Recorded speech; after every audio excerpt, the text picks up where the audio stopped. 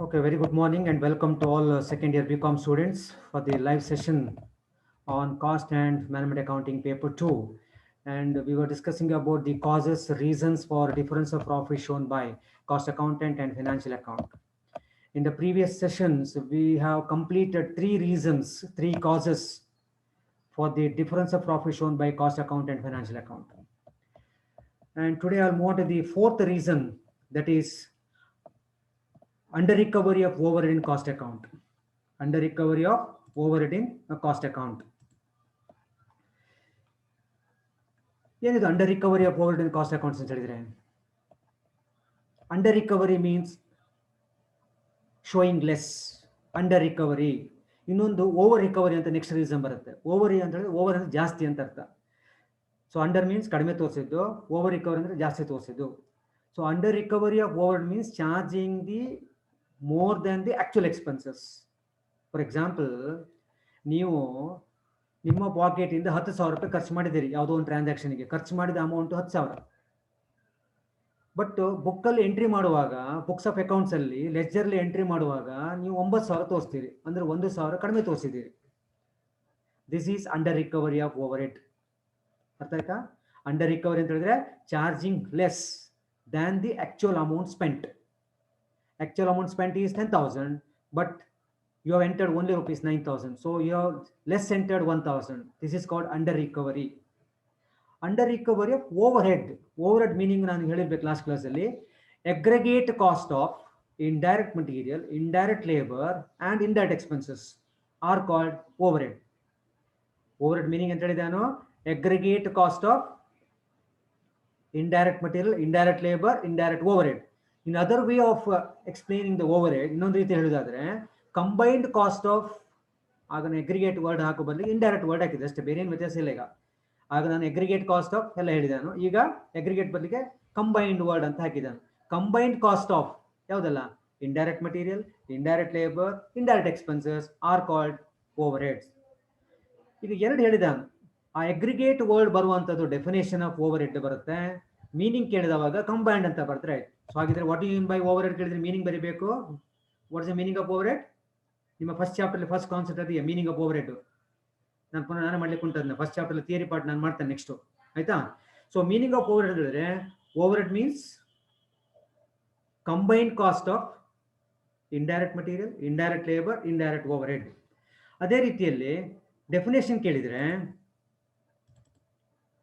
ಕೇಳಿದ್ರೆ ಕಂಬೈನ್ಡ್ ಬದಲಿಗೆ aggregate word ಹಾಕಿದ್ರೆ, aggregate cost of indirect material, indirect labour, indirect overhead. ಈಗ ಯಾರಾದ್ರೂ ಒಬ್ರು ಅನ್ಮ್ಯೂಟ್ ಮಾಡಿ ನನಗೆ ಹೇಳ್ಬೇಕು, ನನ್ನ ಸ್ಲೈಡ್ ನಿಮಗೆ ಕಾಣ್ತಾ ಉಂಟಾ ಅಂತ. ಸ್ಲೈಡ್ ಶೇರ್ ಮಾಡಿದೆ, ಕಾಣ್ತಾ ಉಂಟಾ? ಯಾರಾದ್ರೂ ಒಬ್ರು ಅನ್ಮ್ಯೂಟ್ ಮಾಡಿ ನನಗೆ ಕಾಣ್ತಾ ಉಂಟು. ಇಮಿಡಿಯೇಟ್ ಮ್ಯೂಟ್ ಮಾಡಿ ಮಕ್ಕಳೇ, ಮ್ಯೂಟ್ ಮಾಡಿ. ಪುನಃ ಸೌಂಡ್ ಬರಬಾರ್ದು ನಿಮ್ಮ ಸೈಡಿಂದ. Okay, thank you. ನಾವು I am looking at the fourth reasons. Causes ಕೇಳಲಿ, ರೀಸನ್ಸ್ ಕೇಳಲಿ, factors responsible for the difference of profit shown by cost account, financial account ಕೇಳಿ, ಅಥವಾ disagreement, reasons for disagreement of profit shown by cost account, financial account, ಎಲ್ಲೂ answer same. ಅರ್ಥ ಆಯ್ತಲ್ಲ? So under recovery of overhead. ಈಗ under recovery meaning ಗೊತ್ತಾಯ್ತು, over head meaning ಗೊತ್ತಾಯ್ತು ನಿಮಗೆ. Under recovery of overhead in cost account. ನೆನ್ಪಿಟ್ಕೊಳ್ಳಿ, problem ಮುಂದೆ ನಿಮಗೆ ಪ್ರಾಬ್ಲಮ್ ಸಾಲ್ವ್ ನೆಕ್ಸ್ಟ್ ಕ್ಲಾಸಿಂದ ನಾನು ಪ್ರಾಬ್ಲಮ್ ಸ್ಟಾರ್ಟ್ ಮಾಡ್ತೇನೆ. Under recovery of overhead rupees 1,000 ಅಂತ ಪ್ರಾಬ್ಲಮ್ ಬರುತ್ತೆ. ಒಂದು ಟ್ರಾನ್ಸಾಕ್ಷನ್ ಪ್ರಾಬ್ಲಮ್ ಅಲ್ಲಿ ಒಂದು ಹೇಗೆ ಬರುತ್ತೆ, under recovery of overhead rupees 1,000. ಅದು ಫೈನಾನ್ಷಿಯಲ್ ಬುಕ್, ಕಾಸ್ಟ್ ಬುಕ್ ಅಂತ ಹೇಳಲ್ಲ. ಅರ್ಥ ಆಯ್ತಲ್ಲ? ಯಾವ ಬುಕ್ ಅಂತ ಹೇಳಲ್ಲ. ಪ್ರಾಬ್ಲಮ್ ಇಷ್ಟೇ ಇರೋದು, under recovery of overhead in under recovery overhead rupees 1,000. Costing book ಅಲ್ಲಿ ಅಂಡರ್ ರಿಕವರಿ ಆಗಿದೆಯಾ, ಫೈನಾನ್ಷಿಯಲ್ ಬುಕ್ ಅಲ್ಲಿ ಅಂಡರ್ ರಿಕವರಿ ಆಗೋದು ಹೇಳುವುದಿಲ್ಲ. ಆಗ ನೀವೇ ಎಕ್ಸಾಮ್ಷನ್ ಮಾಡಬೇಕು. ಈ ಅಂಡರ್ ರಿಕವರಿ, ಓವರ್ ರಿಕವರಿ ಅಂತ ಹೇಳುವಂಥದ್ದು ಕಾಸ್ಟ್ ಅಕೌಂಟೆಂಟ್ ಟರ್ಮ್. ಈ under recovery, over recovery cost accountant term ಆದ ಕಾರಣ ಅದು ಯಾವ ಬುಕ್ ಅಂತ ನೀವು ಡೌಟೇ ಬರಬಾರ್ದು ನಿಮಗೆ. ಯಾವ ಬುಕ್ಕು ಅದು? ಕಾಸ್ಟ್ ಅಕೌಂಟಿಂಗ್ ಬುಕ್ ಅಂತ ನೀವು ಅಸಂಪ್ಷನ್ ಮಾಡಬೇಕು. ಯಾಕೆ ಹೇಳಿದ್ರೆ, ನೀವು ಅಕೌಂಟ್ಸ್ ಅನ್ನ ಫಸ್ಟ್ PUC ಸ್ಟಾರ್ಟ್ ಮಾಡಿದಿರಿ, ಇನ್ನೂ ಕಲಿತಾ ಇದ್ದೀರಿ. ಈ ಅಕೌಂಟ್ಸ್ ಅಲ್ಲಿ ಎಲ್ಲಾದ್ರೂ ಅಂಡರ್ ರಿಕವರಿ, ಓವರ್ ರಿಕವರಿ ಅಂತ ವರ್ಡ್ ಬಂದಿದ್ಯಾ? ಇಲ್ಲ. ನೀವು ಸ್ಟಾರ್ಟ್ ಮಾಡಿ ಕಲ್ತಿದ್ದೆ ಈ ಕಾಸ್ಟ್ ಅಕೌಂಟಿಂಗ್ ಸಬ್ಜೆಕ್ಟ್ ಅಲ್ಲಿ ಬರೋದು under recovery, over recovery. Absorption ಅಂತ ವರ್ಡ್ ಬರುತ್ತಲ್ಲ, ಅಬ್ಸಾರ್ಪ್ಷನ್ ಆಫ್ ಓವರ್ ಹೆಡ್ ಅಂತ ಹೇಳಿದ್ರೆ charging. Charging the over head. ನಿಮಗೆ ಒಂದು ವೈಟ್ ಪೇಪರ್ ತಗೊಳ್ಳಿ, ಹಳೆಯ ಪೇಪರ್ ತಗೊಳ್ಳಿ, ಶಾಯಿ ಪೆನ್ ಇದೆಯಲ್ಲ, ಆ ಶಾಯಿ ಪೆನ್ನನ್ನು ನೀವು ಆ ಪೇಪರ್ ಮೇಲೆ ಇಡಿ. ಏನಾಗುತ್ತೆ, ಆ ಹಳೆಯ ಪೇಪರು ನಿಮ್ಮ ಶಾಯಿಯನ್ನ ಹೀರುತ್ತೆ. ಆ ಹೀರುವ ಪ್ರೊಸೆಸ್ಸಿಗೆ ನಾವೆಂತ ಹೇಳ್ತೇವೆ, ಅಬ್ಸಾರ್ಬ್ ಅಂತ ಹೇಳುದು. That old paper absorbs ink from the pen. ಹಾಗಿದ್ರೆ ಅಬ್ಸಾರ್ಬ್ ಅರ್ಥ ಅಂತ ಹೀರುವುದು ಅಂತ ಅರ್ಥ. ನಮ್ಮ ಈ ಕಾಸ್ಟಿಂಗ್ ಅಲ್ಲಿ ಚಾರ್ಜ್ ಮಾಡೋದು ಅಂತ ಅರ್ಥ. ಈಗ ಮೊಬೈಲ್ ಚಾರ್ಜಿಗೆ ಇಟ್ಟಾಗ ನಿಮಗೆ ನೋಡಿ ಇದಾಗ್ತಾ ಇರುತ್ತೆ ನೋಡಿ, ಮೂವ್ಮೆಂಟ್ ಆಗ್ತಾ ಇರುತ್ತೆ, ಚಾರ್ಜಿಂಗ್. ಹೌದಾ? ಅಲ್ಲಿ ಓವರ್ ಚಾರ್ಜ್ ಅಂಡರ್ ಚಾರ್ಜ್ ಅಲ್ಲಿ ಹೇಳ್ತಾರೆ ನೋಡಿ ಅಲ್ವಾ. ಓವರ್ ಚಾರ್ಜ್ ಆದ್ರೆ ಬ್ಯಾಟ್ರಿ ಹಾಳಾಗುತ್ತೆ, ಕರೆಕ್ಟ್ ಅಲ್ಲ? ಅಂಡರ್ ಚಾರ್ಜ್ ಆದ್ರೂ ಸಹ ನಿಮಗೆ ರನ್ ಆಗೋದಿಲ್ಲ. ಅದೇ ಕಾನ್ಸೆಪ್ಟ್ ಇಲ್ಲಿ. ಸೊ ಹಾಗಿದ್ರೆ under recovery of over head ₹1000 ಅಂತ ಕೊಟ್ರೆ ಇದು ಯಾವ ಬುಕ್ ಅಂತ ನಿಮಗೆ ಡೌಟ್ ಬರಬಾರ್ದು. ಯಾವ ಬುಕ್ ಹೇಳಿ? ಪ್ರಾಬ್ಲಮ್ ಸಾಲ್ವ್ ಮಾಡುವಾಗ you have to assume that it should be ಇದು ಎಲ್ಲಿ ಇದು ಕಾಸ್ಟಿಂಗ್ ಬುಕ್. ಬಟ್ ನನ್ನ ಈ ರೀಸನ್ ಅಲ್ಲಿ ನಾನು ಹೇಳಿದ್ದೇನೆ under recovery of over head cost account. ಅದು ಮೀನಿಂಗ್ ಹೇಳಿದ್ರೆ charging production with over head expenses less than what is actually incurred. ಖರ್ಚು ಮಾಡಿದ್ದು 12,000, ಬುಕ್ಕಲ್ಲಿ ಎಂಟ್ರಿ ಮಾಡಿದ್ದು 10,000, ಅಥವಾ ಖರ್ಚು ಮಾಡಿದ್ದು 10,000, ಬುಕ್ಕಲ್ಲಿ ಎಂಟ್ರಿ ಮಾಡಿದ್ದು 9,000. ಏನಾಯ್ತು ಇಲ್ಲಿ? You have entered less than the actual amount spent. This is called under recovery. Well, ಈಗ ಇಫೆಕ್ಟ್ಸ್ ನೋಡೋಣ. Effects on profit and cost account and effects on profit and financial account. ಎಲ್ಲಿ ಮೋರ್ ಬರೀಬೇಕು, ಎಲ್ಲಿ less ಬರೀಬೇಕು, ನೀವು ಬಯಾಟ್ ಮಾಡಬೇಡಿ. ಈ more less ಬಯಾಟ್ ಮಾಡಬೇಡ. ಈ ಕಾಸಸ್ ಅನ್ನ ನೀವು ಬಯಾಟ್ ಮಾಡಿ, ಮೋರ್ ಲೆಸ್ ನೀವೇ ಆಲೋಚನೆ ಮಾಡಿ ಬರೀಬಹುದು, ನೀವೇ ಥಿಂಕ್ ಮಾಡಿ ಬರೀಬಹುದು. ಈಗ under recovery of over head, ಇದು ಎಕ್ಸ್ಪೆನ್ಸಸ್ ರೆವಿನ್ಯೂ. ಓವರ್ ಹೆಡ್ ಹೇಳಿದ್ರೆ ಎಕ್ಸ್ಪೆನ್ಸಸ್ ಅಲ್ವಾ? ಅದು ನೋಡಿ, ಚಾರ್ಜಿಂಗ್ ಅಂತ ಹೇಳಿದ್ರೆ ಅರ್ಥ ಅಂತ ಎಂಟ್ರಿ ಮಾಡೋದು, ಎಕ್ಸ್ಪೆನ್ಸ್ ಆಗಿ ತೋರಿಸೋದು ಚಾರ್ಜಿಂಗ್ ಅಂತ ಹೇಳಿದ್ರೆ ಅಲ್ವಾ? So it's expenses. ಈ ಎಕ್ಸ್ಪೆನ್ಸಸ್ ಅಂಡರ್ ರಿಕವರಿ ಕಡಿಮೆ ತೋರಿಸಿದ್ದು ಎಲ್ಲಿ? ಕಾಸ್ಟಿಂಗ್ ಬುಕ್ ಅಲ್ಲಿ. So expenses less entered in costing. ಅರ್ಥ ಆಯ್ತಲ್ಲ? ಅಂಡರ್ ರಿಕವರಿ ಮೀನ್ಸ್ ಕಡಿಮೆ ತೋರಿಸಿದ್ದು ಎಲ್ಲಿ? ಕಾಸ್ಟಿಂಗ್ ಬುಕ್ ಅಲ್ಲಿ. ಏನನ್ನ? Overhead. Overhead is an expense. So expenses is less entered in costing. Since is an expense, expense is less entered in costing book, costing profit increased. ಯಾವುದೇ book ಅಲ್ಲಿ expenses ಅನ್ನ ಕಡಿಮೆ ತೋರಿಸಿದ್ರೆ ಆ ಬುಕ್ಕಿನ profit ಜಾಸ್ತಿ ಆಗುತ್ತೆ. ಸರಿಯಾ? ಹಾಗಿದ್ರೆ ಇಲ್ಲಿ ಎಲ್ಲಿ ಕಡಿಮೆ ತೋರಿಸಿದ್ದು? ಕಾಸ್ಟಿಂಗ್ ಬುಕ್ ಅಲ್ಲಿ ಎಕ್ಸ್ಪೆನ್ಸಸ್ ಕಡಿಮೆ ತೋರಿಸಿದ ಕಾರಣ ಕಾಸ್ಟಿಂಗ್ ಪ್ರಾಫಿಟ್ ಜಾಸ್ತಿ ಆಯಿತು. ನೋಡಿ, CA ಕಾಲಮ್ 3. ಇದು 3 ಆದ್ರೆ ನೆಕ್ಸ್ಟ್ ಆಟೋಮೆಟಿಕ್ ಕಣ್ಮುಚ್ಚಿ ನೀವು ಬರಿಬಹುದು, ಲೆಸ್ ಅಂತ ಬರಿಬಹುದು. ನಾನು ಮತ್ತೆ ಎಕ್ಸ್ಪ್ಲೇನ್ ಮಾಡ್ತೇನೆ ನಿಮಗೆ. ಇವಾಗ ಎಕ್ಸ್ಪೆನ್ಸಸ್ ಅನ್ನ ಕಾಸ್ಟಿಂಗ್ ಬುಕ್ ಅಲ್ಲಿ ಕಡಿಮೆ ತೋರಿಸಿದ್ದು ಅಲ್ವಾ? ಅದರ್ಥ ಎಂತ? ಇನ್ನೊಂದು ಅರ್ಥ ಎಂತ? ಎಕ್ಸ್ಪೆನ್ಸಸ್ ಅನ್ನ ಫೈನಾನ್ಸ್ ಬುಕ್ ಅಲ್ಲಿ ಜಾಸ್ತಿ ತೋರಿಸಿದ್ದು ಅಂತ ಆಗ್ತದೆ. ಎಕ್ಸ್ಪೆನ್ಸಸ್ ಅನ್ನ ಫೈನಾನ್ಸ್ ಬುಕ್ ಅಲ್ಲಿ ಜಾಸ್ತಿ ತೋರಿಸಿದ ಕಾರಣ ಫೈನಾನ್ಷಿಯಲ್ ಪ್ರಾಫಿಟ್ ಕಡಿಮೆ ಆಯಿತು. Okay, yes. ಇನ್ನು I'll come to the fifth reason. Easy, ನಿಮ್ಗೆ ಫೋರ್ತ್ ಅರ್ಥ ಆದ್ರೆ ಫಿಫ್ತ್ ಈಸಿ ಅರ್ಥ ಆಗುತ್ತೆ. Over recovery of overhead in cost account. ನಿಮಗೆ ಮೀನಿಂಗ್ ಗೊತ್ತು. ಓವರ್ ರಿಕವರಿ ಅಂದ್ರೆ charging more than the actual. ನೀವು ಖರ್ಚು ಮಾಡಿದ್ದು 10,000 ಪಾಕೆಟ್ ಇಂದ, ಬುಕ್ ಅಲ್ಲಿ 12,000 ಅಂತ ತೋರಿಸಿದ್ರಿ, 2,000 ರೂಪಾಯಿ ಜಾಸ್ತಿ ತೋರಿಸಿದ್ರಿ. This is called over recovery.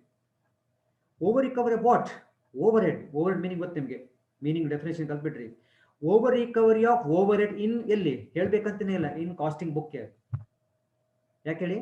ಈ recovery, under absorption, over absorption, over recovery, under recovery, all these terms of cost accountant terms ಇದು. ಓಕೆ, ಹಾಗಾಗಿ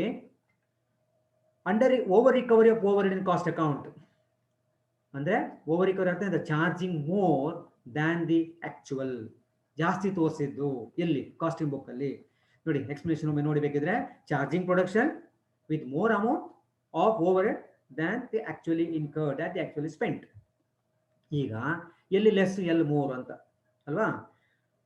ಎಕ್ಸ್ಪೆನ್ಸಸ್ ಅನ್ನ ಕಾಸ್ಟಿಂಗ್ ಬುಕ್ ಅಲ್ಲಿ ಜಾಸ್ತಿ ತೋರಿಸಿದ್ದು. ಎಕ್ಸ್ಪೆನ್ಸಸ್ ಅನ್ನ ಕಾಸ್ಟಿಂಗ್ ಬುಕ್ ಅಲ್ಲಿ ಜಾಸ್ತಿ ತೋರಿಸಿದ ಕಾರಣ ಕಾಸ್ಟಿಂಗ್ ಪ್ರಾಫಿಟ್ ಕಡಿಮೆ ಆಯಿತು.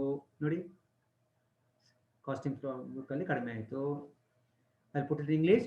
Since expenses is more entered in costing, over recovery of word means expenses is more entered, more charged in costing book.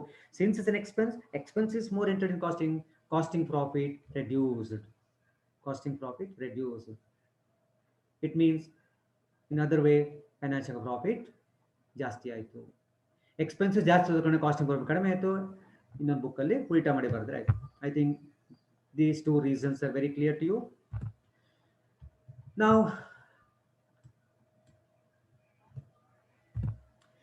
sixth reason, difference in stock valuation. There are 2 points here, A and B. Now look at the point A. For higher value of opening stock, 2 point ಇದೆ, A ಅಲ್ಲಿ 2 point ಇದೆ ಮಕ್ಕಳೇ. Actually 6ನೇ point ಅಲ್ಲಿ A and B there are 2 points, ಆಯ್ತಾ. ಇನ್ನು point A ಅಲ್ಲಿ ಸಹ 2 ಸಬ್ ಪಾಯಿಂಟ್ ಇದೆ, ಪಾಯಿಂಟ್ ಬಿ ಅಲ್ಲಿ ಸಹ 2 ಸಬ್ ಪಾಯಿಂಟ್ ಇದೆ. ಬಟ್ 2 ಸಬ್ ಪಾಯಿಂಟಿಗೆ ಆನ್ಸರ್ ಸೇಮ್. ನಾನು ಎಕ್ಸ್ಪ್ಲೇನ್ ಮಾಡ್ತೇನೆ ಈಗ. For higher value of opening stock ಒಂದು, ಇನ್ನೊಂದು point lower value of closing stock. Opening stock ಬೇರೆ, ಕ್ಲೋಸಿಂಗ್ ಸ್ಟಾಕ್ ಬೇರೆ, ಕರೆಕ್ಟ್ ಅಲ್ವಾ? ಕರೆಕ್ಟ್ ಅಲ್ಲ? ಓಪನಿಂಗ್ ಸ್ಟಾಕ್ ಒಂದು ಐಟಮ್, ಕ್ಲೋಸಿಂಗ್ ಸ್ಟಾಕ್ ಒಂದು ಐಟಮ್, ಹಾಗೆ 2 ಐಟಮ್ಸ್ ಆಯ್ತು ಎ ಇಲ್ಲಿ. Higher value of opening stock and lower value of closing stock ಎಲ್ಲಿ? In cost account, costing book ಅಲ್ಲಿ, as compared with financial account. Financial book compare ಮಾಡುವಾಗ higher value of opening stock and lower value of closing stock costing ಅಲ್ಲಿ entry ಆಗಿದೆ. Now let us take first part, opening stock ಮಾತ್ರ ತಗೊಳ್ಳಿ ಈಗ. Higher value of opening stock.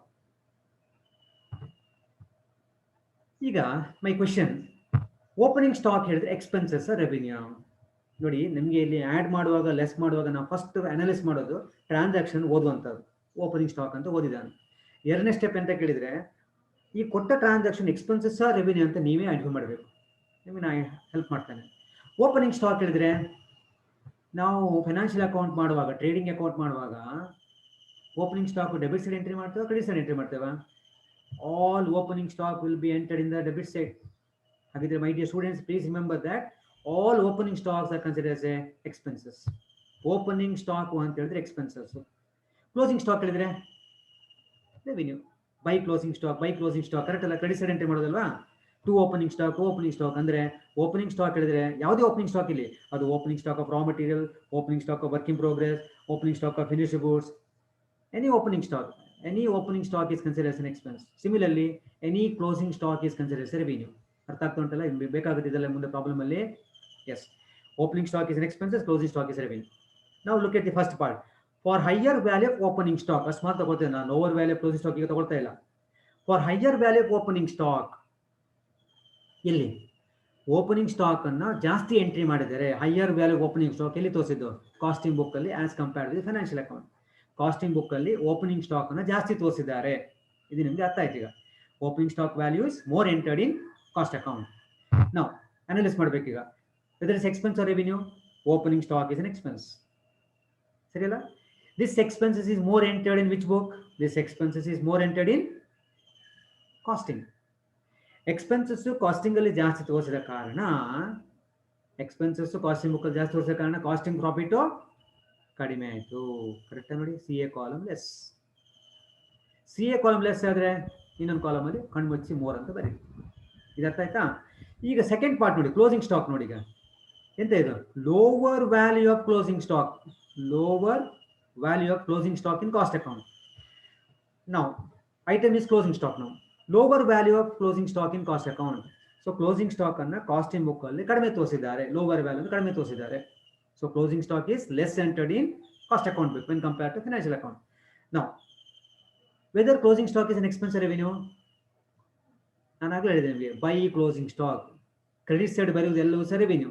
ನಿಮ್ಮ trading and profit loss account ಅಲ್ಲಿ debit side ಬರೋದು ಎಲ್ಲವೂ expenses, credit side ಬರೋದು ಎಲ್ಲವೂ ಸಹ revenue.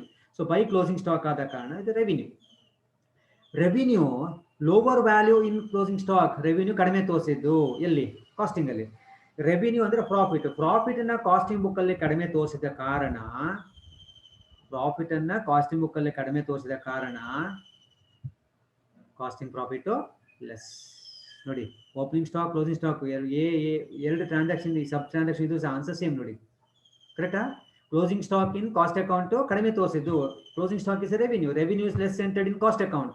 Since is revenue, revenue is less entered in cost account, costing profit ಕಡಿಮೆ ಆಯಿತು, less. F A column more. ಈಗ ಇದು ಎ ಅರ್ಥ ಆದ್ರೆ ಬಿ ನಿಮಗೆ ಬೇಗ ಅರ್ಥ ಆಗುತ್ತೆ. ಬಿ ನೋಡಿ, for lower value of opening stock, ಆಗ higher value of opening stock ಹೇಳಿದಲ್ವಾ ಎ ಅಲ್ಲಿ. ಈಗ ಉಲ್ಟಾ, lower value of opening stock, opening stock ಕಡಿಮೆ ತೋರಿಸಿದ್ದು ಎಲ್ಲಿ? ಕಾಸ್ಟಿಂಗ್ ಅಲ್ಲಿ. ಇನ್ನೊಂದೆಂತ? And higher value of closing stock, ಇಲ್ಲಿ ಸಹ ಎರಡು ಟ್ರಾನ್ಸಾಕ್ಷನ್ ಇದೆ. ಈಗ ನೀವು let us consider take only lower value opening stock ಮಾತ್ರ ತಗೊಳ್ಳಿ. Lower value of opening stock in cost account, opening stock costing ಅಲ್ಲಿ ಕಡಿಮೆ ತೋರಿಸಿದ್ದಾರೆ, ಲೋವರ್ ವ್ಯಾಲ್ಯೂ ಅಲ್ಲ, ಕಡಿಮೆ ತೋರಿಸಿದ್ದು ಎಲ್ಲಿ? ಕಾಸ್ಟಿಂಗ್ ಅಲ್ಲಿ. ಏನನ್ನ? ಓಪನಿಂಗ್ ಸ್ಟಾಕ್ ಅನ್ನು. ಸರಿನಾ? ಈಗ ಅನಲೈಸ್ ಮಾಡಬೇಕು. ಓಪನಿಂಗ್ ಸ್ಟಾಕ್ ಹೇಳಿದ್ರೆ ಎಕ್ಸ್ಪೆನ್ಸಸ್ ರೆವಿನ್ಯೂ? ನಿಮ್ಗೆ ಗೊತ್ತಿದೆ ಈಗ ಓಪನಿಂಗ್ ಸ್ಟಾಕ್ ಅಲ್ಲಿ ಡೆಬಿಟ್ ಸೈಡ್ ಎಂಟ್ರಿ ಮಾಡ್ತಾನೆ ಫೈನಾನ್ಷಿಯಲ್ ಬುಕ್ ಅಲ್ಲಿ, ಹಾಗಾಗಿ ಎಕ್ಸ್ಪೆನ್ಸಸ್ ಟೂ ಅಂತ ಬರೀತಿರಲ್ಲ ಅದೆಲ್ಲವೂ ಎಕ್ಸ್ಪೆನ್ಸಸ್. ನಿಮ್ಮ ಫೈನಾನ್ಷಿಯಲ್ ಬುಕ್ ಅಲ್ಲಿ ಟ್ರೇಡಿಂಗ್ ಅಕೌಂಟ್ ಅಲ್ಲಿ ಓಪನಿಂಗ್ ಸ್ಟಾಕ್ ಅಲ್ವಾ, ಹಾಗಾಗಿ ಎಕ್ಸ್ಪೆನ್ಸಸ್. ಹಾಗಿದ್ರೆ opening stock is N expenses. Opening stock expenses. Lower value ಕಡಿಮೆ ತೋರಿಸಿದ್ದು ಎಲ್ಲಿ? ಕಾಸ್ಟಿಂಗ್ ಅಲ್ಲಿ. ಓಪನಿಂಗ್ ಸ್ಟಾಕ್ ಅನ್ನ ಕಾಸ್ಟಿಂಗ್ ಅಲ್ಲಿ ಕಡಿಮೆ ತೋರಿಸಿದ್ದು. ಓಪನಿಂಗ್ ಸ್ಟಾಕ್ ಅನ್ನ ಕಾಸ್ಟಿಂಗ್ ಅಲ್ಲಿ ಕಡಿಮೆ ತೋರಿಸಿದ್ದು ಅಂತ ಹೇಳಿದ್ರೆ ಎಕ್ಸ್ಪೆನ್ಸಸ್ ಅನ್ನ ಕಾಸ್ಟಿಂಗ್ ಬುಕ್ ಅಲ್ಲಿ ಕಡಿಮೆ ತೋರಿಸಿದ್ದು, ಸರಿನಾ? Opening stock is an expenses. Expenses is lower entered, less entered in costing book. Since it's an expense, expense is less entered in costing profit increased. ನೋಡಿ, costing profit increased more. ಹಾಗಾಗಿ FA column less. ಈಗ B ಅಲ್ಲಿ last part ತಗೊಳ್ಳಿ. Higher value of closing stock in cost account. Higher ಅಂದ್ರೆ ಜಾಸ್ತಿ ತೋರಿಸಿದ್ದು ಏನನ್ನ? Closing stock ಅನ್ನ. ಎಲ್ಲಿ? ಕಾಸ್ಟಿಂಗ್ ಬುಕ್ ಅಲ್ಲಿ, ಸರಿ ಅಲ್ಲ? ಈಗ ಟ್ರಾನ್ಸಾಕ್ಷನ್ ಯಾವ್ದೀಗ? Closing stock. Closing stock expenses revenue? Closing stock revenue. By closing stock ಅಲ್ಲಿ ಎಂಟ್ರಿ ಮಾಡೋದು. Closing stock is revenue. Revenue is ಕಡಿಮೆ ತೋರಿಸಿದ ಜಾಸ್ತಿ ತೋರಿಸಿದ? ಹೈಯರ್ ವ್ಯಾಲ್ಯೂ ಜಾಸ್ತಿ ತೋರಿಸಿದ್ದು. ರೆವಿನ್ಯೂ ಕಾಸ್ಟಿಂಗ್ ಅಲ್ಲಿ ಜಾಸ್ತಿ ತೋರಿಸಿದ್ದು. ನೋಡಿ ಕಾಸ್ಟಿಂಗ್ ಅಂತ ಹೇಗೆ ಗೊತ್ತಾಯ್ತು ನಮಗೆ? ಇನ್ ಕಾಸ್ಟ್ ಅಕೌಂಟ್ ಅಂತ ನೋಡಿ, ಇನ್ ಸಿ ಅಂತ ಇತ್ತಲ್ಲ ಇಲ್ಲಿ, ಇನ್ ಸಿ ಇನ್ ಕಾಸ್ಟ್ ಅಕೌಂಟ್ ಅಲ್ವಾ?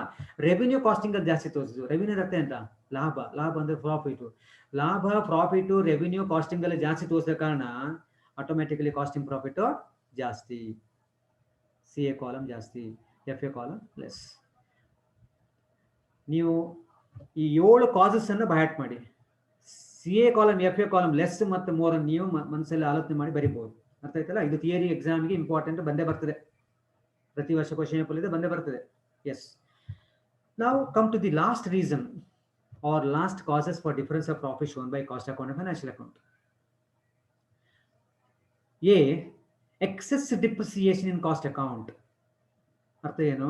ಡಿಪ್ರಿಸಿಯೇಷನ್ ಕಾಸ್ಟಿಂಗ್ ಅಲ್ಲಿ ಜಾಸ್ತಿ ಎಂಟ್ರಿ ಮಾಡಿದ್ದು. Depreciation is more entered in cost account. ನಾವು ಅನಲೈಸ್ ಮಾಡೋಣ ಈಗ. ಡಿಪ್ರಿಸಿಯೇಷನ್ ಐಟಮ್ ಅಲ್ವದು? Expenses revenue. Depreciation is an expense. Expense is excess entered in cost account, more entered in cost account. Since it's an expense, expense is more entered in cost account. Costing profit reduced, less. Costing profit ಕಡಿಮೆ ಆಯಿತು. Expenses ಅನ್ನ costing book ಅಲ್ಲಿ ಜಾಸ್ತಿ ಇರೋ ಕಾರಣ costing profit ಕಡಿಮೆ ಆಯಿತು. F A column ಜಾಸ್ತಿ, ಮೋರ್. ಅದೇ ರೀತಿಯಲ್ಲಿ ಬಿ ಬರೋಣ ಈಗ. Excess depreciation in financial account. Financial book ಅಲ್ಲಿ ಡಿಪ್ರಿಸಿಯೇಷನ್ ಜಾಸ್ತಿ ತೋರಿಸಿದೆ. ಈಗ ಐಟಮ್ ಡಿಪ್ರಿಸಿಯೇಷನ್. ಫಸ್ಟ್ ಸ್ಟೆಪ್ ಎಂತ? Expenses revenue. Depreciation is an expense. Step 1 ಆಯ್ತು. ಸ್ಟೆಪ್ 2 ಕಾಸ್ಟಿಂಗ್ ಬುಕ್ ಮೇಲೆ ಏನಾಯ್ತು ಅಂತ ಕಡಿಮೆ ತೋರಿಸಿದ್ರೆ ಕಡಿಮೆ ಜಾಸ್ತಿ ತೋರಿಸಿದಾರ? ಡಿಪ್ರಿಸಿಯೇಷನ್ ಫೈನಾನ್ಷಿಯಲ್ ಬುಕ್ ಅಲ್ಲಿ ಜಾಸ್ತಿ ತೋರಿಸಿದ್ದು, ಅಂದ್ರೆ ಕಾಸ್ಟಿಂಗ್ ಬುಕ್ ಅಲ್ಲಿ ಕಡಿಮೆ ತೋರಿಸಿದ್ದು ಅಲ್ವಾ? ಓಕೆ.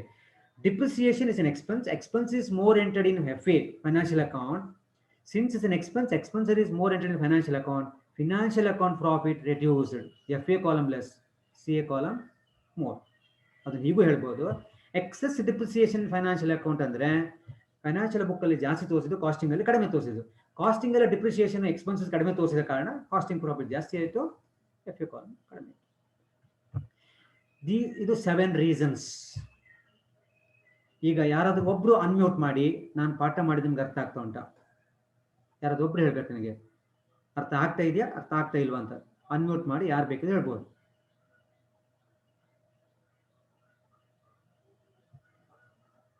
ನಾನು ಹೇಳಿದ ಅರ್ಥ ಆಗ್ತಾ ಉಂಟು ನಿಮ್ಗೆ?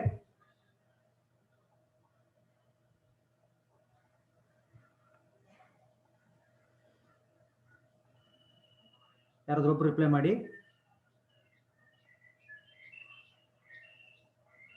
ಕೃತಿ ರಾವ್, ನಮಿತಾ ಮೊಗೇರ್, ಯಾರೋ ಒಬ್ರು ಹೇಳಿ ನೋಡುವ. ಅರ್ಥ ಆಗ್ತಾ ಉಂಟಮ್ಮ? ಅರ್ಥ ಆಗ್ತಾ ಇಲ್ವಾ? ಅರ್ಥ ಆಗುತ್ತೆ ಸರ್. ಹಾಗೆ ಇದೇ ರೀತಿ ಕಂಟಿನ್ಯೂ ಮಾಡ್ಬೋದು. ನಾನು ಸ್ಲೋ ಹೋಗ್ತಾ ಇದ್ದೇನೆ, ಇಂಗ್ಲಿಷ್ ಹೇಳ್ತಾ ಇದ್ದೇನೆ, ಕನ್ನಡದಲ್ಲೂ ಹೇಳ್ತಾ ಇದ್ದೇನೆ ನಾನು. ನೋ ಪ್ರಾಬ್ಲಮ್ ಅಲ್ಲ?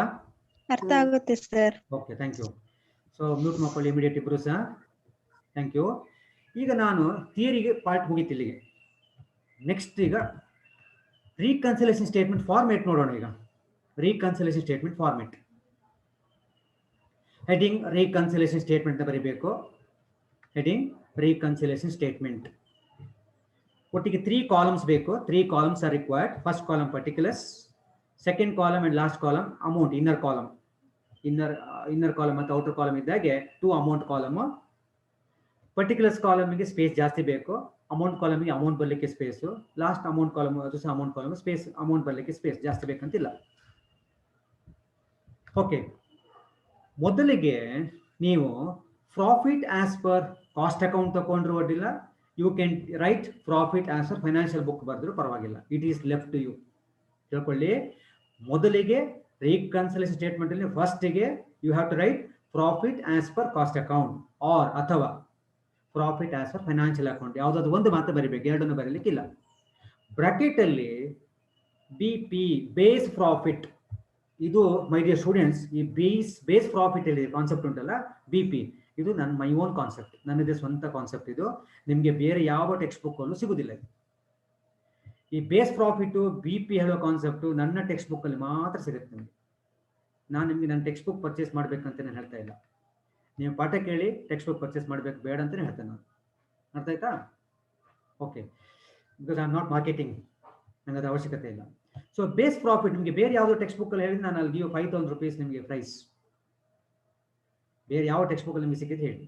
ಸೊ ನಾನು ಇದನ್ನ ನಮ್ಮ ನಿಜ ಜೀವನಕ್ಕೆ ಒಂದು ತಗೊಂಡು BP ಅಂತ ಹೇಳಿದ್ರೆ ಬ್ಲಡ್ ಪ್ರೆಷರ್ ಅಲ್ವಾ. ಇನ್ನೊಂದು ಅರ್ಥ BP ಹೇಳಿದ್ರೆ BP ಜಾಸ್ತಿ ಆಯ್ತು ಅಂತ ಹೇಳ್ತಾರೆ. BP ಜಾಸ್ತಿ ಆದ್ರೆ ಕಡಿಮೆ ಮಾಡಬೇಕಲ್ಲ, ಬ್ಲಡ್ ಪ್ರೆಷರ್, ಕರೆಕ್ಟ್ ಅಲ್ಲ? ಅದನ್ನ ನಾನು ಮತ್ತೆ ಹೇಳ್ತೇನೆ ನಿಮಗೆ ಯಾವುದೆಲ್ಲ ಐಟಮ್ ಆ್ಯಡ್ ಮಾಡಬೇಕು, ಯಾವುದೆಲ್ಲ ಐಟಮ್ ಲೆಸ್ ಮಾಡಬೇಕು ಅಂತ ಹೇಳೋಕ್ಕೆ ನಾನು ಬೇಸ್ ಆಗಿ ತಗೊಳ್ಳೋದೇ BP. ಅರ್ಥ ಆಯ್ತಾ? ನಿಮ್ಗೆ ಈಸಿಯಾಗಿ ಅರ್ಥ ಮಾಡ್ತೀನಿ, ನಥಿಂಗ್ ಟು ವರಿ. ಓಕೆ, ಈಗ ಏನ್ ಮಾಡ್ಬೇಕು ನೀವು? ಫಸ್ಟಿಗೆ net profit as per cost account ಬರೆದ್ರೋಡಿಲ್ಲ, ನೆಟ್ ಪ್ರಾಫಿಟ್ ಆಸ್ ಫೈನಾನ್ಷಿಯಲ್ ಬರೆದ್ರೋಡಿಲ್ಲ. ಬ್ರಾಕೆಟ್ ಅಲ್ಲಿ ಯಾವ ಪ್ರಾಫಿಟ್ ಮೊದಲಿಗೆ ತಗೋತೀರಿ, ಮೊದಲಿಗೆ ಯಾವ್ದು ತಗೋತೀರಿ ಅದು ಬೇಸ್ ಪ್ರಾಫಿಟ್. ನಾನೀಗ ಕಾಸ್ಟ್ ಅಕೌಂಟ್ ತಗೊಂಡ ಕಾರಣ ಇದು ಬೇಸ್ ಪ್ರಾಫಿಟ್ ಆಯ್ತು. ಅಲ್ಟಿಮೇಟ್ ನಮ್ಗೆ ಏನ್ ಬರ್ಬೇಕು ಆನ್ಸರ್? ಇಲ್ಲಿ CA ತಗೊಂಡ ಕಾರಣ ಇಲ್ಲಿ profit as per FA. Bracket ನೋಡಿ, ಇಂಟೆಂಡೆಡ್ ಪ್ರಾಫಿಟ್ ಹೇಳಿದ್ರು ಒಂದೇ, ಎಕ್ಸ್ಪೆಕ್ಟೆಡ್ ಪ್ರಾಫಿಟ್ ಹೇಳಿದ್ರು ಒಂದೇ. Intended expected profit one and the same. Expect ಮಾಡ್ತಾ ಇದೆ ನಂಗೆ ಇಷ್ಟು ಬರ್ಬೇಕಂತ, ಇಂಟೆಂಡೆಡ್ ಪ್ರಾಫಿಟ್. ಸೊ ಹಾಗಿದ್ರೆ ಫಸ್ಟ್ ಪ್ರಾಫಿಟ್ ಯಾವ್ದು ತಗೋತೀರಿ, ಅದಕ್ಕೆ BP ಅಂತ ಹೇಳ್ತೇನೆ, ಬೇಸ್ ಪ್ರಾಫಿಟ್ ಅಂತ ಹೇಳ್ತೇನೆ. ಲಾಸ್ಟ್ ಬರುವಂತ answer IP, intended profit. Expected profit EP ಅಂತ ಹೇಳ್ಬೋದು. ಸರಿ, ಇಲ್ಲಿ ಒಂದಿಷ್ಟು ಟ್ರಾನ್ಸಾಕ್ಷನ್ ಆಡ್ ಮಾಡ್ಲಿಕ್ಕೆ ಇರುತ್ತೆ, ಅದನ್ನೆಲ್ಲ ಇನ್ನರ್ ಕಾಲಮ್ ಬರಿಬೇಕಾಗತ್ತೆ. ಆಡ್ ಅಂತ ಬರೆದು ಇಲ್ಲಿ ಬರಿಬೇಕು, ಯಾವ ಟ್ರಾನ್ಸಾಕ್ಷನ್ ಅಂತ ಇಲ್ಲಿ ಬರಿಬೇಕಾಗತ್ತೆ. ನೀವು ಯಾವ ಟ್ರಾನ್ಸಾಕ್ಷನ್ ಅಂತ ಆ ಟ್ರಾನ್ಸಾಕ್ಷನ್ ಹೆಸರು ಇಲ್ಲಿ ಬರೆದು ಇಲ್ಲಿ ಅಮೌಂಟ್ ಬರಿಬೇಕು. ಹಾಗೆ ಇಲ್ಲಿ ನಾನು ನಿಮಗೆ ಸ್ಯಾಂಪಲ್ ಆಗಿ 2 ಐಟಮ್ ಇದೆ ಅಂತ ನಾನು ಅಮೌಂಟ್ ಬರೆದಿದ್ದೆ ನಾನು.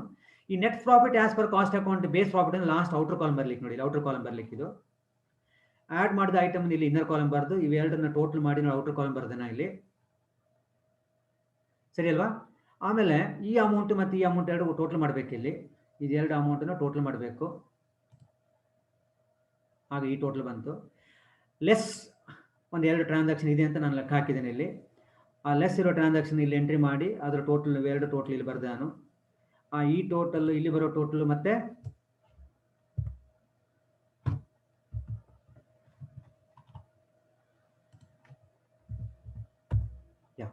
ಇಲ್ಲಿ ಈ ಟೋಟಲ್ ಮತ್ತೆ ಈ ಟೋಟಲ್ ನೋಟ್ ಮಾಡುವಾಗ ನಮಗೆ ಫೈನಲಿ ಆನ್ಸರ್ ಬರ್ತದೆ. Net profit as per financial account, intended profit. ಈ ಫಾರ್ಮೆಟ್ ಅರ್ಥ ಆಗಿಲ್ಲ ಅಂತ ಟೆನ್ಷನ್ ಮಾಡ್ಕೊಳ್ಳಬೇಡ, ಪ್ರಾಬ್ಲಮ್ ಸಾಲ್ವ್ ಮಾಡೋದು ಗೊತ್ತಾಗುತ್ತೆ ನಿಮಗೆ, ಆಯ್ತಾ? ಫಾರ್ಮೆಟ್ ನಾನು ತುಂಬ ಎಕ್ಸ್ಪ್ಲೇನ್ ಮಾಡಲಿಲ್ಲ, ನಿಮಗೆ ಅರ್ಥ ಆಗದಿರೋ ಚಾನ್ಸ್ ಇರ್ಬೋದು, but nothing to worry. Yes, ಈಗ very very very important to solve the problem. ಇದು ಮೈ ಓನ್ ಮೆಥಡ್, ನಂದೇ ಒಂದು ಹೊಸ ಮೆಥಡ್ ಇದು. ನಾನು ಹೆಡ್ಡಿಂಗ್ ಕೊಟ್ಟು ನೋಡಿ, important point to solve problem. ಇದು ನೀವು ನೆನ್ಪಿಟ್ಕೊಳ್ಬೇಕು ನೋಡಿ. ನನ್ನ ಕಾನ್ಸೆಪ್ಟ್ ಯಾವುದು? BP ಅಂದ್ರೆ ಯಾವ್ದು? ಇಲ್ಲಿ ಬೇಸ್ ಪ್ರಾಫಿಟ್. ಯಾವುದೋ ಒಂದು ಪರ್ಟಿಕ್ಯುಲರ್ ಟ್ರಾನ್ಸಾಕ್ಷನ್ ಇಂದ BP ಜಾಸ್ತಿ ಆದ್ರೆ, BP ಇನ್ಕ್ರೀಸ್ ಆದ್ರೆ ಆ ಐಟಮ್ ಅನ್ನು ಲೆಸ್ ಮಾಡಬೇಕು. ಅದೇ ರೀತಿಯಲ್ಲಿ ಯಾವುದೋ ಒಂದು ಪರ್ಟಿಕ್ಯುಲರ್ ಟ್ರಾನ್ಸಾಕ್ಷನ್ ಇಂದ BP ಅಂದ್ರೆ ಬೇಸ್ ಪ್ರಾಫಿಟ್ ಡಿಕ್ರೀಸ್ ಆದ್ರೆ, ಕಡಿಮೆ ಆದ್ರೆ ನಾವು ಜಾಸ್ತಿ ಮಾಡಬೇಕು. ನಮ್ಮ ನಿಜ ಜೀವನದಲ್ಲಿ ಮೈ ಡಿಯರ್ ಸ್ಟೂಡೆಂಟ್ಸ್, BP ಜಾಸ್ತಿ ಆದ್ರೆ ಅಂತ ಮಾಡ್ತೇವೆ ನಾವು ನಿಜ ಜೀವನದಲ್ಲಿ. BP ಜಾಸ್ತಿ ಆದ್ರೆ ಕಡಿಮೆ ಮಾಡಬೇಕು ಅಂತ ಹೇಳ್ತೀವಿ, ಹೌದಲ್ಲ? ಅದೇ ರೀತಿ ಇಲ್ಲಿಯೂ ಸಹ ಹಾಗೆ. ಇಲ್ಲಿಯೂ ಸಹ ನೋಡಿ, BP ಕಡಿಮೆ ಆದ್ರೆ, ಡಿಕ್ರೀಸ್ ಆದ್ರೆ ಬಿ ಪಿ ಡಿಕ್ರೀಸ್ ಆದರೆ ಜಾಸ್ತಿ ಮಾಡಬೇಕು. ಹೇಗೆ ನಮ್ಮ ನಿಜ ಜೀವನದಲ್ಲಿ ಬಿ ಪಿ ಜಾಸ್ತಿ ಆದರೆ ಕಡಿಮೆ ಮಾಡಬೇಕು, ಬಿ ಪಿ ಡಿಕ್ರೀಸ್ ಆದರೆ ಜಾಸ್ತಿ ಮಾಡಬೇಕು, ಅದೇ ಪ್ರಿನ್ಸಿಪಲ್ನ ಇಲ್ಲಿ ಅಪ್ಲೈ ಮಾಡುವಂಥದ್ದು. ಬಟ್ ಇಲ್ಲಿ ಬ್ಲಡ್ ಪ್ರೆಷರ್ ಅಲ್ಲ, ಇಲ್ಲೂ ನಾನು ತಗೊಳ್ಳುವಂಥದ್ದು base profit. Okay, so base profit ಜಾಸ್ತಿ ಆದರೆ ಲೆಸ್ ಮಾಡಬೇಕು, ಬೇಸ್ ಪ್ರಾಫಿಟ್ ಕಡಿಮೆ ಆದರೆ ಆ್ಯಡ್ ಮಾಡಬೇಕು. ಇದನ್ನು ನೆನ್ಪಿಟ್ಕೊಳ್ಳಿ ನೀವು. ಇದು ನೆನ್ಪಿಟ್ಕೊಂಡ್ಬಿಟ್ರೆ ಯಾವ ಐಟಮ್ ಆ್ಯಡ್ ಮಾಡಬೇಕು, ಯಾವ ಐಟಮ್ ಲೆಸ್ ಮಾಡಬೇಕು ಅಂತ ಟೆನ್ಷನ್ ಮಾಡ್ಕೊಳ್ಳೋದು ಬೇಡ ನೀವು. ಓಕೆ, ಈಗ ಒಂದು ಎಕ್ಸಾಂಪಲ್ ಕೊಡ್ತೇನೆ. ನಾನು ಮೊದಲಿಗೆ ರೀಕನ್ಸಿಲ್ ಸ್ಟೇಟ್ಮೆಂಟಲ್ಲಿ net profit as per cost account ಅಂತ ಬರೆದು 10,000 ಅಂತ ಔಟರ್ ಕಾಲಮ್ ಬರೆದು ಬ್ರಾಕೆಟಲ್ಲಿ ಬಿ ಪಿ ಬರೆದೆ. ಈಗ ಬಿ ಪಿ ಯಾವುದು, ಬೇಸ್ ಪ್ರಾಫಿಟ್ ಯಾವುದು? ಈಗ your costing profit is base profit. ಮೊದಲ ಪ್ರಾಫಿಟ್ ಯಾವ್ದು ಬರಿತೀವಿ ಅದು ಬೇಸ್ ಪ್ರಾಫಿಟ್. ನನಗೆ ಯಾವ್ದು ಬರೆದೆ? Net profit as per cost account ಅಂತ ಬರೆದೆ, ಬ್ರಾಕೆಟಲ್ಲಿ ಬಿ ಪಿ ಅಂತ ಬರೆದೆ. ಅಂದ್ರೆ ಅರ್ಥ ಏನು? ಬೇಸ್ ಪ್ರಾಫಿಟ್ ಕಾಸ್ಟಿಂಗ್ ಪ್ರಾಫಿಟ್ ಎರಡು ಒನ್ ಅಂಡ್ ದಿ ಸೇಮ್ ಅಂತ ಅರ್ಥ. ಕರೆಕ್ಟ್ ಅಲ್ಲ? ಈಗ ಒಂದು ಟ್ರಾನ್ಸಾಕ್ಷನ್ ಕೊಡ್ತೇನೆ. Depreciation more entered in costing rupees 1,000. Depreciation more entered in costing rupees 1,000. ಈಗ depreciation is item. Step number 1 ನಾನು ನಿಮಗೆ 4 ಸ್ಟೆಪ್ ಹೇಳಿ ಕೊಡ್ತೀನಿ. 4 ಸ್ಟೆಪ್ ಪ್ರಕಾರ ಹೋದ್ರೆ ನಿಮ್ಗೆ ಯಾವ ಪ್ರಾಬ್ಲಮ್ ತಪ್ಪಾಗೋದಿಲ್ಲ. Step number 1, expenses or revenue. Depreciation is an expense. ಕರೆಕ್ಟಾ? Expenses is more entered in costing ಅಂತ ಹೇಳಿದೆ ನಾನು. ಎಕ್ಸ್ಪೆನ್ಸಸ್ ಈಗ ಎರಡನೇ ಸ್ಟೆಪ್ ಅನಾಲಿಸ್ ಮಾಡಬೇಕು. ಇಫೆಕ್ಟ್ ಆನ್ ಪ್ರಾಫಿಟ್ ಏನಾಯ್ತಂತ, ಇಂಪ್ಯಾಕ್ಟ್ ಆನ್ ಪ್ರಾಫಿಟ್ ಏನಾಯ್ತಂತ. ಡಿಪ್ರಿಸಿಯೇಷನ್ ಈಸ್ ಅನ್ ಎಕ್ಸ್ಪೆನ್ಸಸ್, ಅದು ಫಸ್ಟ್ ಸ್ಟೆಪ್ ಐಡೆಂಟಿಫಿಕೇಶನ್ ಆಯಿತು. ಎರಡನೇ ಸ್ಟೆಪ್ ಅನಾಲಿಸ್ ಮಾಡುವಂಥದ್ದು. ಈ ಡಿಪ್ರಿಸಿಯೇಷನ್ ಕಾಸ್ಟಿಂಗ್ ಬುಕ್ ಅಲ್ಲಿ ಜಾಸ್ತಿ ತೋರಿಸಿದ ಕಾರಣ ಕಾಸ್ಟಿಂಗ್ ಪ್ರಾಫಿಟ್ ಕಡಿಮೆ ಆಯಿತು. ಸರಿಯಲ್ಲ? ಎರಡನೇ ಸ್ಟೆಪ್ ಇದು. ಕಾಸ್ಟಿಂಗ್ ಪ್ರಾಫಿಟ್ ಕಡಿಮೆ ಅಂದ್ರೆ ಅರ್ಥ ಎಂತ? ನೀವು ಬ್ರಾಕೆಟ್ ಅಲ್ಲಿ ಎಂತ ಬರ್ತೀರಿ ಅಲ್ಲಿ ಸ್ಟೇಟ್ಮೆಂಟ್ ಕೆಳಗಡೆ net profit as per cost account within bracket ಅಲ್ಲಿ ಬಿ ಪಿ ಅಂತ ಬರ್ತಿದ್ರಲ್ಲ, ಅದು ಅರ್ಥ ಎಂತ? ವಿದಿನ್ ಬ್ರಾಕೆಟ್ ಅಲ್ಲಿ ಬಿ ಪಿ ಬರೆದ್ರೆ ಕಾಸ್ಟಿಂಗ್ ಪ್ರಾಫಿಟ್ ಬೇಸ್ ಪ್ರಾಫಿಟ್ ಎರಡು ಒಂದೇ ಅಂತ ಅರ್ಥ. ಸೊ ಈಗ depreciation expenses more entered in costing profit ಕಡಿಮೆ ಆಯಿತು. ಕಾಸ್ಟಿಂಗ್ ಪ್ರಾಫಿಟ್ ಕಡಿಮೆ ಅಂದ್ರೆ ಅರ್ಥ ಬಿ ಪಿ ಕಡಿಮೆ ಆಯಿತು. ಯಾಕೆ? ಕಾಸ್ಟಿಂಗ್ ಪ್ರಾಫಿಟ್ ಮತ್ತೆ ಬೇಸ್ ಪ್ರಾಫಿಟ್ ಒಂದೇ ಈಗ. ಕರೆಕ್ಟ್ ಅಲ್ಲ? ಕಾಸ್ಟಿಂಗ್ ಪ್ರಾಫಿಟ್ ಕಡಿಮೆ ಅಂದ್ರೆ ಅರ್ಥ ಎಂತ? ಬೇಸ್ ಪ್ರಾಫಿಟ್ ಕಡಿಮೆ ಆಯಿತು. ಬಿ ಪಿ ಕಡಿಮೆ ಆದ ಕಾರಣ ಎಂತ ಮಾಡ್ಬೇಕೀಗ ನೋಡಿ, ಬಿ ಪಿ ಡಿಕ್ರೀಸ್ ಆದ ಎಂತ ಮಾಡಬೇಕು? ಆ 1,000 ರೂಪಾಯಿನ ಆಡ್ ಮಾಡಬೇಕು. Depreciation is expenses is more entered in costing. Expenses costing ಅಲ್ಲಿ ಜಾಸ್ತಿ ತೋರಿಸೋ ಕಾರಣ ಕಾಸ್ಟಿಂಗ್ ಕಡಿಮೆ ಆಯಿತು. ಕಾಸ್ಟಿಂಗ್ ಕಡಿಮೆ ಅಂತ ಹೇಳಿದ್ರೆ ಕಾಸ್ಟಿಂಗ್ ಪ್ರಾಫಿಟ್ ಕಡಿಮೆ ಅಂದ್ರೆ ಬಿ ಪಿ ಕಡಿಮೆ ಆಯಿತು. ಬಿ ಪಿ ಕಡಿಮೆ ಆದ ಕಾರಣ ಡಿಕ್ರೀಸ್ ಆದ ಕಾರಣ ಆಡ್ ಮಾಡಬೇಕು. ಹಾಗಿದ್ರೆ ಆ 1,000 ರೂಪಾಯಿನ ನಾವು ಆಡ್ ಮಾಡಬೇಕು. ಸ್ವಲ್ಪ ಮಟ್ಟಿಗೆ ಅರ್ಥ ಆಯ್ತು ನೆನೆಸ್ಕೊಂಡೆ ನಾನು. ನೆಕ್ಸ್ಟ್ ಕ್ಲಾಸಲ್ಲಿ ಪ್ರಾಬ್ಲಮ್ ಸ್ಟಾರ್ಟ್ ಮಾಡ್ತೇನೆ ನಾನು. ಈಗ it is your time to put your attendance. 4 ನಿಮಿಷ ಇದೆ time. Please put your attendance in the chat box. ಒಂದೇ ಸಲ ಹಾಕಿ, 2 ಸಲ ಹಾಕಬೇಡಿ. ಅಟೆಂಡೆನ್ಸ್ ಅನ್ನ ಚಾಟ್ ಬಾಕ್ಸ್ ಅಲ್ಲಿ ಹಾಕಿ. ನಿಮ್ಮ ಹೆಸರು, registration number, section name, section, registration number 3 entry ಮಾಡಿಬಿಡಿ. ನೇಮು, ಸೆಕ್ಷನ್ನು, ರಿಜಿಸ್ಟ್ರೇಷನ್ ನಂಬರ್ ಚಾಟ್ ಬಾಕ್ಸ್ ಅಲ್ಲಿ ಹಾಕಿ. ಈಗ ಯಾರಿಗಾದ್ರೂ ಡೌಟ್ ಇದ್ರೆ ನೀವು ಕೇಳ್ಬೋದು. ಸೊ ನೀವು ಬೇಸಿಕಲಿ ನಮಗೆ ಪ್ರಾಬ್ಲಮ್ ಸಾಲ್ವ್ ಮಾಡಲಿಕ್ಕೆ ನೆನ್ಪಿಟ್ಕೊಳ್ಬೇಕಾಗಿದೆ ಅಂತ ಹೇಳಿ B P concept, blood pressure, base profit. B P ಕೇಳಿದ್ರೆ ಬ್ಲಡ್ ಪ್ರೆಷರ್ ಹೇಳೋದಲ್ಲ. ಕಾಸ್ಟಿಂಗ್ ಅಲ್ಲಿ ನನ್ನ ಕಾನ್ಸೆಪ್ಟ್ ಇದು ಬೇಸ್ ಪ್ರಾಫಿಟ್. ಬೇಸ್ ಪ್ರಾಫಿಟ್ ಯಾವುದೋ ಒಂದು ಪರ್ಟಿಕ್ಯುಲರ್ ಟ್ರಾನ್ಸಾಕ್ಷನ್ ಇಂದ ಬೇಸ್ ಪ್ರಾಫಿಟ್ ಜಾಸ್ತಿ ಆಯಿತು, ನನಗೆ ಡಿಪ್ರಿಸಿಯೇಷನ್ ಕೊಟ್ಟೆ. Depreciation more entered in costing ಹೇಳಿದೆ. ಆ ಟ್ರಾನ್ಸಾಕ್ಷನ್ ಇಂದ ಬೇಸ್ ಪ್ರಾಫಿಟ್ ಇಂಪ್ಯಾಕ್ಟ್ ಏನಾಯಿತು ಅದನ್ನ ಸ್ಟಡಿ ಮಾಡಬೇಕು ನಾವು, ಅಲ್ವಾ? ಫಸ್ಟ್ ಸ್ಟೆಪ್ ಅಂತ identifying whether expenses revenue. Depreciation is in expenses, ಒಂದು ಸ್ಟೆಪ್ ಮುಗಿತು. ಎರಡನೇ ಸ್ಟೆಪ್ ಇಂಪ್ಯಾಕ್ಟ್ ಆನ್ ಪ್ರಾಫಿಟ್. ಆ ಡಿಪ್ರಿಸಿಯೇಷನ್ ಇಂದ ಇಂಪ್ಯಾಕ್ಟ್ ಏನಾಯಿತು ಕಾಸ್ಟಿಂಗ್ ಪ್ರಾಫಿಟ್ ಮೇಲೆ. Depreciation more entered in costing ಹೇಳಿದ ಕಾರಣ ಕಾಸ್ಟಿಂಗ್ ಬುಕ್ ಅಲ್ಲಿ ಡಿಪ್ರಿಸಿಯೇಷನ್ ಜಾಸ್ತಿ ತೋರಿಸಿದ್ರು. ಡಿಪ್ರಿಸಿಯೇಷನ್ ಎಕ್ಸ್ಪೆನ್ಸಸ್ ಅನ್ನ ಕಾಸ್ಟಿಂಗ್ ಬುಕ್ ಅಲ್ಲಿ ಜಾಸ್ತಿ ತೋರಿಸಿದ ಕಾರಣ ಕಾಸ್ಟಿಂಗ್ ಪ್ರಾಫಿಟ್ ಕಡಿಮೆ ಆಯಿತು. ಇದು ಎರಡನೇ ಸ್ಟೆಪ್, ಇಂಪ್ಯಾಕ್ಟ್ ಕಾಸ್ಟಿಂಗ್ ಪ್ರಾಫಿಟ್ ಕಡಿಮೆ ಆಯಿತು.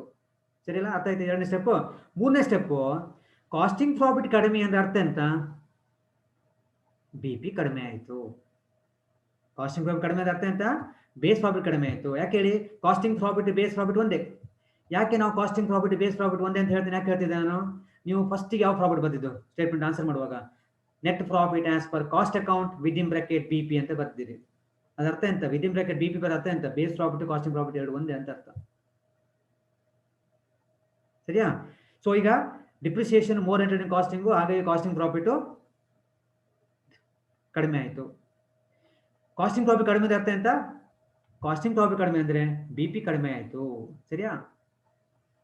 ಬಿ ಪಿ ಕಡಿಮೆ ಆದ ಕಾರಣ, ಲಾಸ್ಟ್ 4ನೇ ಸ್ಟೆಪ್ಪು, ಬಿ ಪಿ ಕಡಿಮೆ ಆದ ಕಾರಣ, ಬಿ ಪಿ ಡಿಕ್ರೀಸ್ ಆದ ಕಾರಣ ನಾವು ಆ 1,000 ರೂಪಾಯಿನ ಆ್ಯಡ್ ಮಾಡಬೇಕು.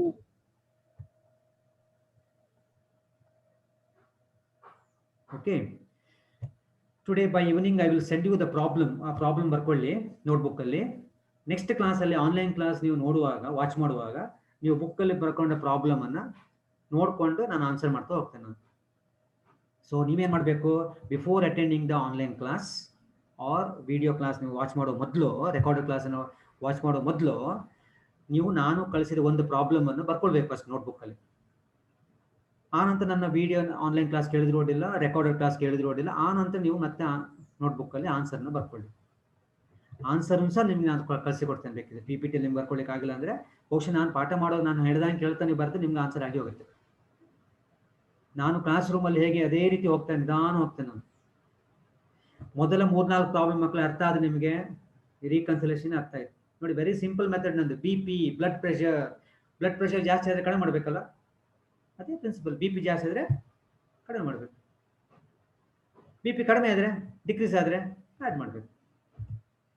Okay, so for this P P T ನಾನು have referred my own textbook. ನಾನು have written book for Delhi university, textbook of cost accounting.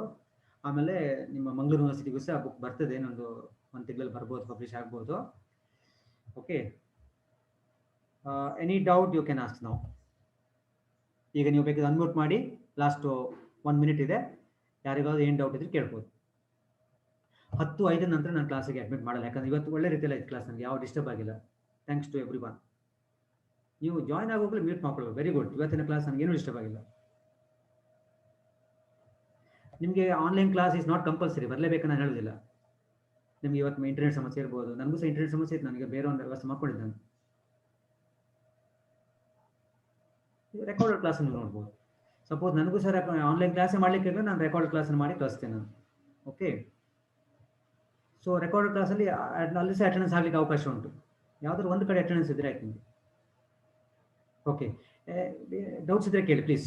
ಆಯಿತು, ಮುಗಿತಾ ಬಂತು, ಆಟೋಮೆಟಿಕ್ ವೈಂಡ್ ಅಪ್ ಆಗುತ್ತೆ ಅದು.